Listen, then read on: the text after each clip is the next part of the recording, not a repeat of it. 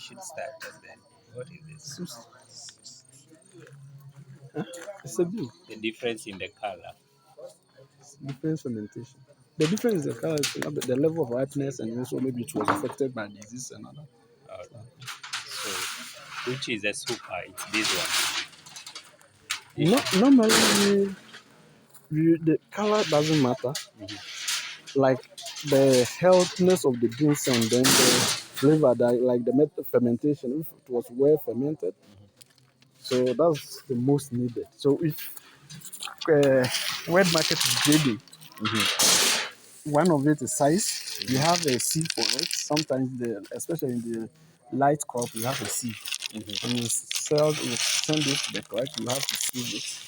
All You right. separate it different levels. Like you take the bad ones out, and then when you go to my wet market, they have seeds. The size of the seeds also call for premium. If it is maybe big, normal seed size, and then the goodness, the dryness of it.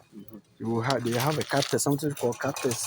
You take a sample of this and then open it to check if you took about 5, 6 and open, and then 3 of them is well dry, then it's qualified for maybe grade 1. So we have the grading by size. Yeah, by and the weight. it's about 3 or 4 in one by size, the dryness, and then we have another level, the different types of beans, because slaty beans, that's without any, like what do you call the content, like something like this one. It doesn't have any beans. Yeah. You have a rose slaty, came and chewed some. a cocky, those that were not well fermented, and then you dry them. It's after the drying, it become like the seed become purple when you open it. Although it's dried, but it looks purple. Not well like normal chocolate we know. So they also conduct a cut test for that thing, and then is it about 5%, 3% of this. They find out your 3% of the beans are cocky or something. Maybe it won't qualify. No, 3% is for grade 1. Maybe more than 5 will not qualify that beans to be grade 1 or maybe grade 2 or 3, and then the last grade is 4. So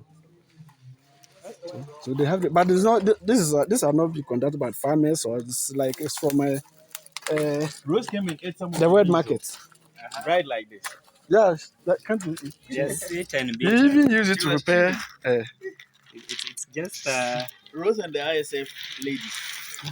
you just blend this and chew. It just looks like you are taking black coffee without sugar. And so you could see now I've broken this one, and you could see the husk and the cocoa here. I can chew that. Then I'll be chew jugu karanga. Cola? That's peanuts. Peanuts. Ah, okay. Peanuts or groundnuts. Ah, okay. Do you know cola? Cola nuts? You see, these are the bad ones I'm taking. Oh, so you have to sort out those ones, huh? Sometimes when you are drying, you have to take it out, but if farmers want more weight, it's fine. Sometimes you do, but sometimes you don't have time to. Will the collection clerk accept this without you sorting all these bad stuff? Yeah, but when it becomes more in the light season, you ask it to sort them. All right. Something like this. And some of them were because of, you said, immature pots, and then disease or rotten, and of course the placentas, now the dried placentas. It's because of the disease. Ah, I see. Okay. Uh-huh. And then when you are drying, you have to be separating them. They have to be one by one. So like spread like this? No, not coming together like this. Ah, all right. You have to be separating them. Those that are stick to each other. They should not stick to each other. All right. So by the end of the day, they should be separate, not stick to each other like this one. Yeah, you have to separate it. Some of them, while it's drying, it to be separating by itself. But when they are stuck and you see it like this, you have to separate it. And you have to do it when they are fresh, when they are not dried. Because when they get dried, they stick together completely. All right. Yep.